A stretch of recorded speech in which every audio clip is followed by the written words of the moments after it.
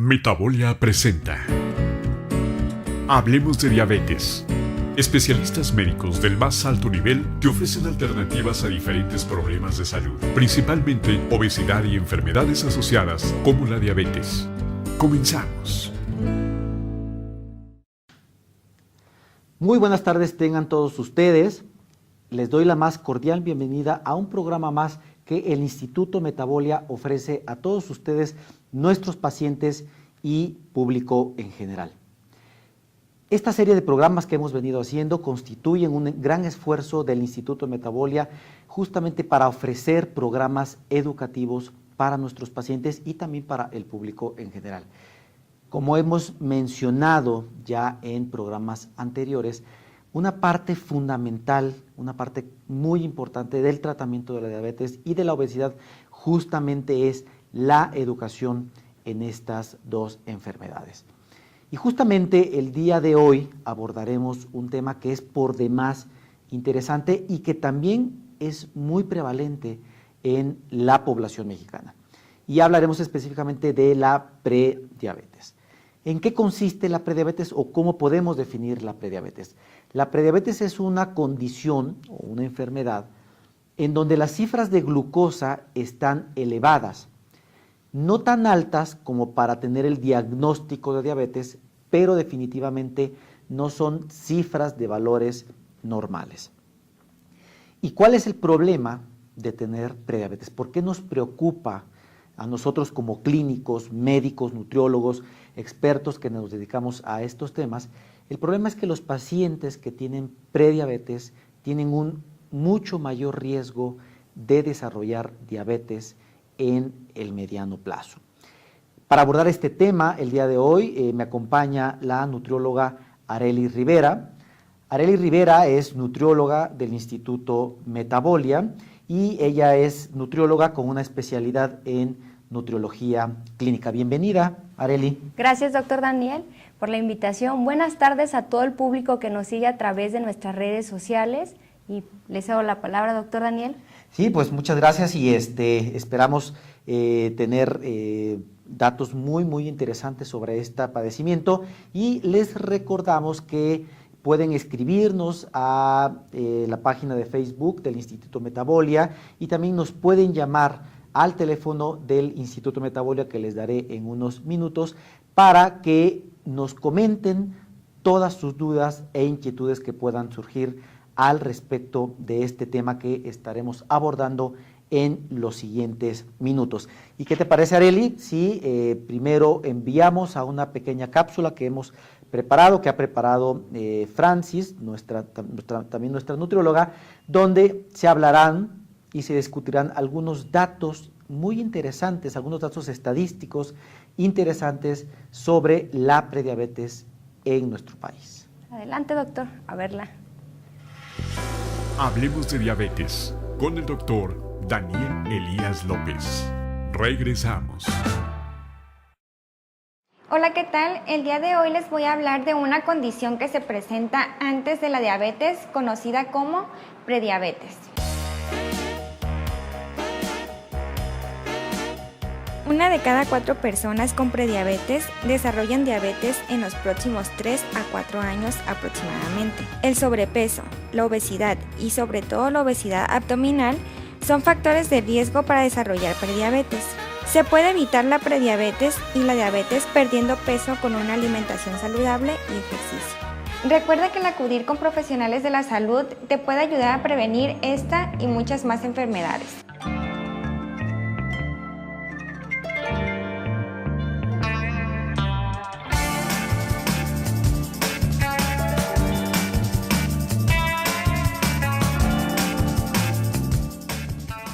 Muy bien, pues estos datos muy interesantes, gracias a Francis por darnos este reportaje tan interesante. Y estos datos me parece que son interesantes, pero a la vez son alarmantes. Es decir, hay una cantidad muy importante de personas en nuestro país que padecen pues prediabetes. Yo ciertamente vi hace poco unos datos también de la OCDE, donde se menciona que el continente americano es la región del mundo con la mayor prevalencia de obesidad y de diabetes. Y específicamente México es de los 10 primeros países, también de los países miembros de la OCDE, con el mayor número de personas con diabetes, y también somos el segundo lugar de estos mismos países en la prevalencia de diabetes. Es decir, ya tenemos un serio problema de diabetes y obesidad en nuestro país. Si a esto sumamos que una cantidad importante de personas en nuestro país tienen prediabetes, entonces estos en el mediano plazo se van a sumar a los pacientes que ya tienen diabetes. Entonces, esto evidentemente está generando un incremento realmente alarmante del número de casos que padecen esta enfermedad.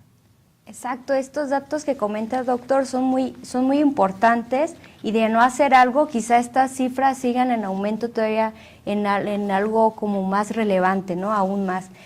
También, igual como mencionaba, de los datos de la OCDE, revisaba los datos de México de la ENSANUD de las últimas encuestas, que mencionan que un 33.5% de la población tiene alteraciones de la glucosa, es decir, que 1 de cada 3 mexicanos tienen esta condición, y de ellos 19.1% pertenece a la condición que hoy nos vamos a hablar, que es la prediabetes, y 14.1% a diabetes. Estos datos igual son relevantes, pero doctor, ¿tendremos las cifras o el porcentaje de riesgo que tienen las personas con prediabetes a desarrollar diabetes? Sí, hay múltiples estudios que ya desde hace varios años que han tratado de identificar cuál es el riesgo del paciente con prediabetes de desarrollar diabetes. Hay un estudio muy grande que se realizó recientemente, donde compararon a los pacientes que tenían prediabetes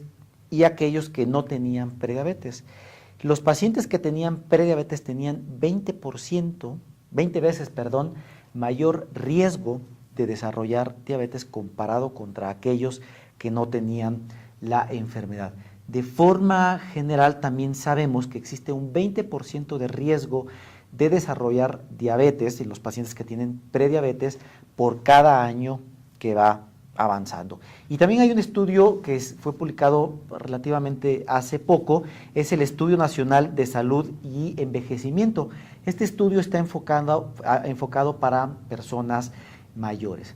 Y lo interesante de este estudio es que encontró que aquellas personas que tienen 50 años o más, casi 1 de cada 2 personas tenían prediabetes, es decir, el 50% casi de estas personas en este estudio tenían prediabetes. Por lo tanto, volvemos a lo mismo, ¿no? La diabetes es un grave problema de salud en nuestro país, un alto porcentaje de pacientes la padecen. Sin embargo, la prediabetes la padecen todavía un número mayor de personas en nuestro país. Y si estas personas que padecen prediabetes no hacen nada, es decir, no se genera un cambio en el estilo de vida, no se deja un medicamento apropiado, estas personas van a desarrollar diabetes en el mediano plazo.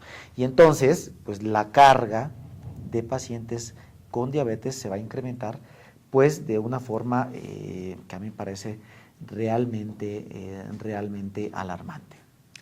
Entonces, lo que nos comenta este estudio que se realizó en el Estudio Nacional de Salud y Envejecimiento, quiere decir que aquellas personas, independientemente que no tengan riesgo, con el simplemente hecho de tener 50 años o más, ¿tienen que realizarse alguna prueba? De las condiciones más prevalentes para desarrollar esta enfermedad, el más fuerte definitivamente es el tener sobrepeso u obesidad, ¿no? Ese es, digamos, el determinante mayor para que nos incremente el riesgo de desarrollar diabetes o incluso prediabetes. Pero el otro factor que también es muy importante es la edad. Los datos de diabetes en nuestro país son generales. Sabemos que el 14.1% de la población tiene diabetes, es decir, personas arriba de 20 años de edad. pero cuando se hacen los análisis por edad, nos damos cuenta que las personas con un índice de masa corporal mayor o las personas de edad avanzada son las que tienen un mayor riesgo de desarrollar tanto prediabetes como diabetes. Entonces, además de tener sobrepeso y de tener una edad avanzada, ¿cuál es la mejor forma de diagnosticar a nuestros pacientes en la práctica clínica con esta condición de prediabetes? Definitivamente, entonces, partir de factores de riesgo. Es decir, a lo mejor no es necesario, conveniente checar un nivel de glucosa en la población general. Esto ahorita no se ha demostrado que es algo que se tenga que hacer. Pero si las personas tienen, por ejemplo, un índice de masa corporal por arriba de 25, lo cual traduce sobrepeso, y tienen algunos factores adicionales, por ejemplo, que no hagan ejercicio, que tengan alteraciones en el colesterol o los triglicéridos, que tengan la presión arterial elevada, que tengan la circunferencia de cintura elevada. Entonces, estas personas tienen un mayor riesgo de desarrollar prediabetes y evidentemente diabetes. Por lo tanto, son las personas en quienes se debería de hacer alguna prueba diagnóstica que comentaremos más adelante para justamente descartar que tengan prediabetes o incluso que llegan a tener diabetes. Recordemos que tanto la prediabetes como la diabetes son enfermedades totalmente asintomáticas, por lo tanto no esperemos tener algún síntoma importante para tomar cartas en el asunto y prevenir estas enfermedades. Pero me gustaría, Ariel, aprovechando que tú estás aquí, que le explicaras a nuestro público, a nuestros pacientes, cómo ellos de una forma sencilla podrían medir el índice de masa corporal en sus casas probablemente, y también cómo podrían medirse la cintura para saber si están en un mayor riesgo de presentar estas enfermedades. Ok.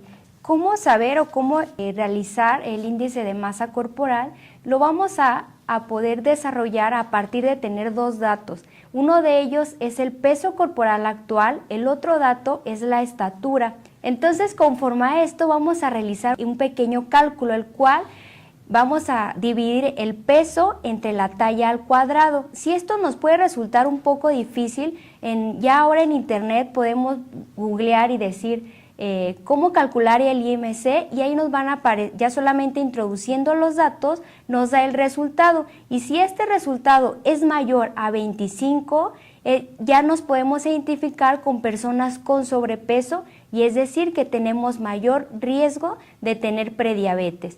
La otra cuestión es hacer la medición de cintura. Los puntos de corte para la población mexicana es para hombres arriba de 90 centímetros se puede considerar como un riesgo, y para mujeres arriba de 80 centímetros. ¿Y cómo es la mejor forma de poderlo realizar? Porque yo he visto que sobre todo ustedes, las nutriólogas, pues tienen mucha experiencia, y he visto que existe una técnica adecuada para, o sea, no es que agarremos la cinta y nos medimos, hay una técnica que yo he visto muy clara. ¿Podrías explicarnos un poquito, por favor? Sí, lo ideal es que sea 2 dedos arriba de la cintura.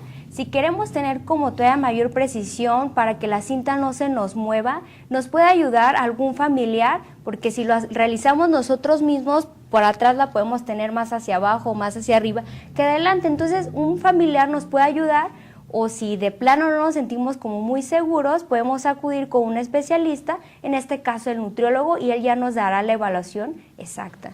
De acuerdo, muy interesante, y muchas gracias por tu aportación, y los invitamos a que nos acompañen a ver la siguiente cápsula, donde justamente estaremos hablando de cómo diagnosticar la prediabetes en estos pacientes de alto riesgo. Pruebas de diagnóstico para prediabetes. La prediabetes es una enfermedad silenciosa, ya que no se presentan síntomas, por lo cual usted puede padecerla y no saberlo. Existen 3 formas para diagnosticarla. La primera es por medio de una toma de glucosa en ayuno. Si mi resultado sale entre 100 y 125 miligramos sobre decilitro, me encuentro en prediabetes. La segunda es la conocida prueba llamada hemoglobina glucosilada, la cual me da el diagnóstico si sale entre 5.7 y 6.4%. Y por último, la prueba oral de la tolerancia a la glucosa. Si mi resultado está entre 140 y 199 miligramos sobre decilitros, también me puede ubicar en el diagnóstico de prediabetes.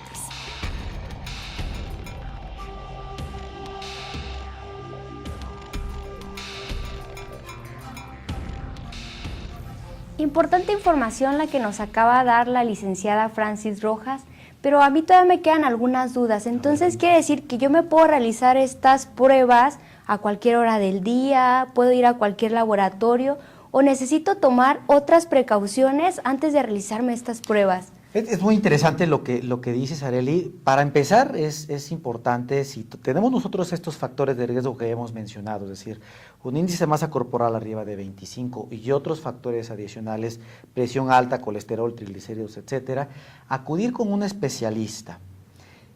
Este especialista nos podrá decir cuál es la mejor prueba que nos tenemos que hacer, porque ciertamente tenemos que tomar ciertas consideraciones. La primera prueba que habló justamente Francis es la de glucosa, pero tiene que ser una determinación de glucosa de ayuno. ¿Y cómo definimos glucosa de ayuno? El paciente no debe de consumir alimentos por lo menos 8 horas y tiene que ser en la mañana. Es decir, el ayuno tiene que ser en la noche y la toma tiene que ser en la mañana. El paciente no puede, digamos, decir, no desayuno y hago el ayuno de la mañana y me la tomo al mediodía. De esa manera no se puede realizar. Entonces tiene que ser ayuno de la noche de 8 horas. La otra prueba, que es la hemoglobina glucosilada, idealmente tenemos que buscar un laboratorio que esté certificado para esta prueba. Hay un programa que se conoce como el Programa Nacional de Estandarización de la Hemoglobina Glucosilada y algunos laboratorios tienen el sellito que les da esa certificación. Entonces hay que tratar de decirle al paciente, nosotros primero investigar qué laboratorios tienen esta certificación y enviar a los pacientes aquí. ¿Cuál es la ventaja adicional de la medición de la hemoglobina glucosilada? La ventaja es que aquí sí el paciente no necesita ayuno.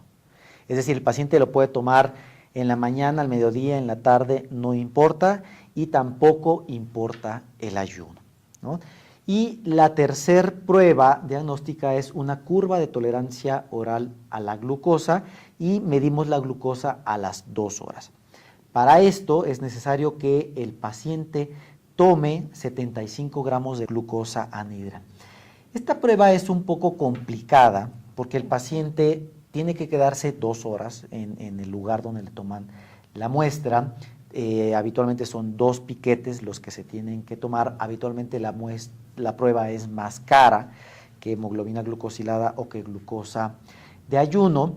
Y también en otras ocasiones la glucosa puede darle mucha náusea a los pacientes. Como es una sustancia muy dulce, algunos pacientes pueden sentir náusea e incluso pueden vomitar. Evidentemente, si vomitan, pues la prueba se echa a perder, ¿no? Entonces, es importante para esta curva ir a un lugar donde haya personal con experiencia para realizar la toma de la curva de tolerancia oral a la glucosa. Y bueno, teniendo estas 3 pruebas, vuelvo a repetir los valores, tener una glucosa de ayuno entre 100 y 125 es prediabetes, una hemoglobina glucosilada entre 5.7 y 6.4% es prediabetes, y si nos vamos por la curva, a las 2 horas es un valor de glucosa entre 140 y 199 para decir que el paciente tiene prediabetes. Interesante información, doctor Daniel. Entonces, si ustedes tienen algún factor de riesgo de los que ya habíamos mencionado anteriormente, acudan a realizarse cualquiera de estas 3 pruebas que mencionaba Francis en la cápsula o el doctor Daniel, que nos hizo el favor de comentar las recomendaciones específicas. Y es importante tener en consideración que los pacientes que ya fueron diagnosticados con prediabetes tienen que entrar a un programa para prevención del desarrollo de prediabetes. Para esto es importante y es fundamental hacer cambios en el estilo de vida. Esto es muy complejo para la mayoría de las personas porque muchas veces hay hábitos muy arraigados que no se pueden quitar.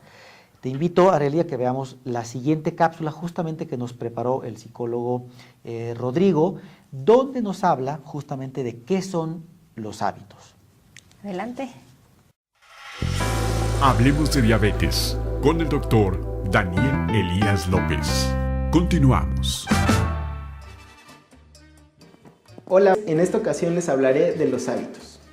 Desde el punto de vista psicológico, un hábito es un comportamiento repetido de manera constante. En ocasiones lo realizamos por inercia y este depende del aprendizaje de experiencias previas. Llegamos a un punto en el que vemos necesario el modificar ciertos hábitos. La pregunta sería, ¿cómo? En este caso, si usted quiere perder peso, definimos el hábito a modificar. ¿Qué quiero? Por ejemplo, aumentar la actividad física. ¿Qué puedo hacer?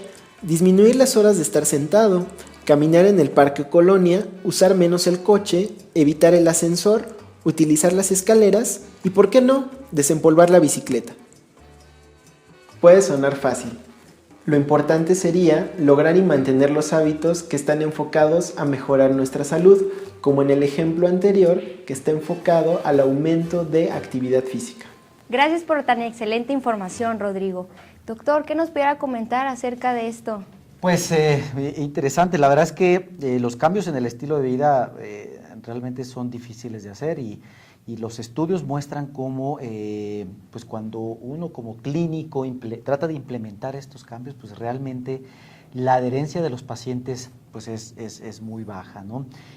¿Tú nos podrías explicar algo de en qué consisten realmente bien estos cambios en el estilo de vida que tiene que hacer el paciente que tiene prediabetes para justamente tratar de retrasar o evitar el desarrollo de diabetes? Sí, efectivamente, ¿no? Lo que comenta, hacer cambios en el estilo de vida es muy difícil. Sin embargo, los beneficios que se pueden obtener al hacer cambios son muy grandes. Podríamos empezar con la reducción del peso corporal. Se ha visto en algunos estudios que la disminución del 7% del peso corporal reduce hasta en un 58%, claro, también incluyendo la actividad física, que sean 150 minutos por semana, es decir, 30 minutos, 5 días a la semana. Y por otra parte, en cuanto a la pérdida de peso, un ejemplo puede ser que si alguien pesa 90 kilos, la pérdida del 7% significa la reducción de 6 kilogramos. O sea, no necesito perder 20 kilos, 30 kilos para reducir el riesgo. Ya con desde un 7% por lo menos, ya empiezo a reducir mi riesgo. Exactamente, ¿no? Es la pérdida de peso, de un peso saludable. No es lo mismo que el peso ideal, sin embargo, es un paso hacia llegar al peso ideal y otro paso bien importante hacia la reducción de lo que es la diabetes. Excelente. Y también desde el punto de vista médico, farmacológico, hay tratamientos, específicamente hay un medicamento para los pacientes que ya tienen diagnosticada la prediabetes que les reduce el riesgo de hasta un 30% de desarrollar diabetes en los siguientes años. Este medicamento es un medicamento que se conoce desde hace muchos años, es un fármaco que también se utiliza en diabetes, pero sí es importante darlo bajo prescripción médica porque tiene algunos eventos adversos. Puede darnos diarrea, puede darnos un poco de náusea, pero si lo damos de una forma adecuada y en una cantidad adecuada, el paciente realmente no va a llegar a sentir tantas molestias. Entonces, vamos haciendo una recapitulación de lo que llevamos hasta ahora. Personas arriba de 20 años, que tengan un índice de masa corporal arriba de 25 o más, que tengan factores de riesgo como colesterol elevado, presión elevada, que fumen. Entonces, estas personas tienen alto riesgo de desarrollar prediabetes y diabetes.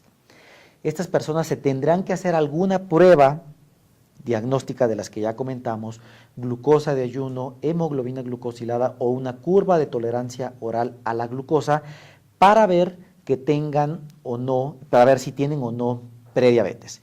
Si se diagnostica la prediabetes, estas personas tienen que entrar a un plan que ya vimos de cambios en el estilo de vida con una reducción del 7%, actividad física 150 minutos a la semana y un plan de alimentación adecuado, más el uso de una terapia farmacológica, que esto incrementará todavía la menor probabilidad de que este paciente desarrolle diabetes en los siguientes meses o años.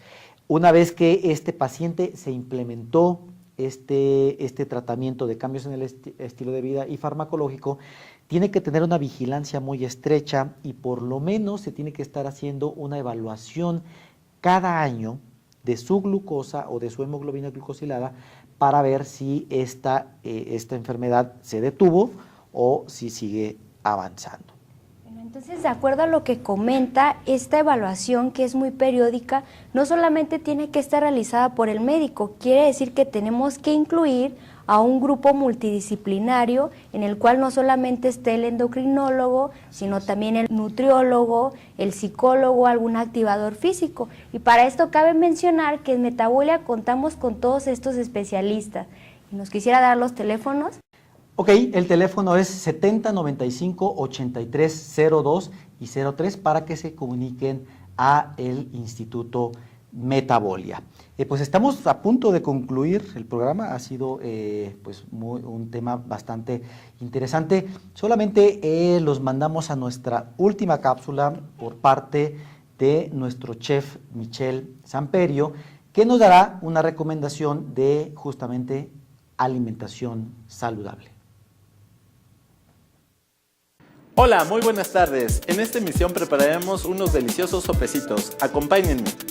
Para la preparación de los sopecitos necesitamos los siguientes ingredientes: sopecitos de maíz, frijoles aplanados, salsa verde, una pizca de lechuga lavada, desinfectada y picada, 30 gramos de pechuga de pollo parrillado, queso panela rallado, nopales asados, jitomates en tiras y una pizca de orégano. Preparación: untamos los frijoles en cada sopecito, agregamos la pechuga de pollo y cubrimos con la salsa verde.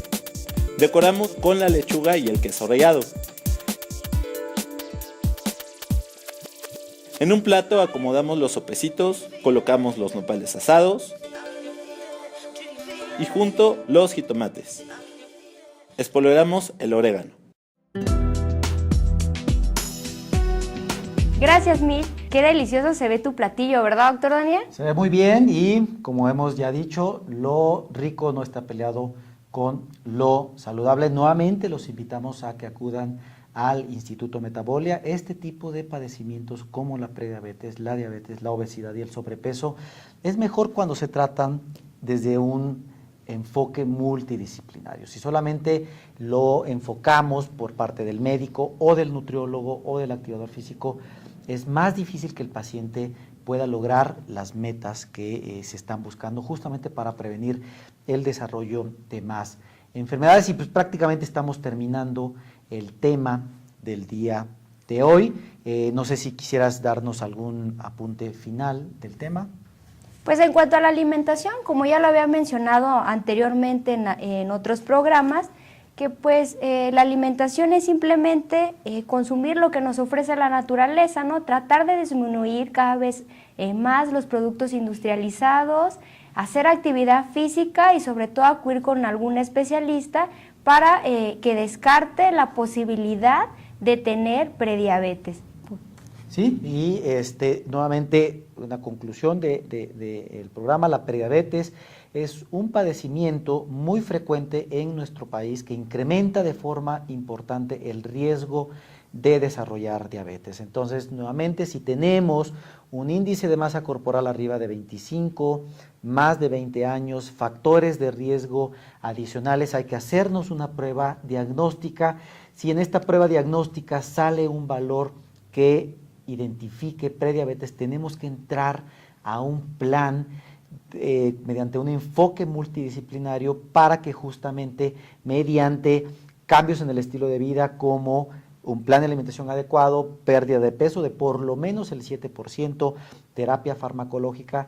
Esto en su conjunto reduzca o prevenga totalmente el riesgo de desarrollar diabetes en los siguientes años. Y pues con este último comentario nos despedimos y agradecemos que nos hayan seguido en este otro programa que el Instituto Metabolia ofrece a ustedes, nuestros pacientes y público en general. Muchas gracias, Arely, por tu participación y pues muy buenas tardes. Pues gracias a usted, doctor Daniel, también por la invitación y por tan excelentes aportaciones a todo el público que nos sigue en las redes sociales. Buenas tardes. Metabolia es una institución integrada por especialistas dedicados a la investigación y docencia médica, así como a la prevención, diagnóstico y tratamiento de la obesidad y enfermedades asociadas como la diabetes. Síguenos en las redes sociales como Instituto Metabolia.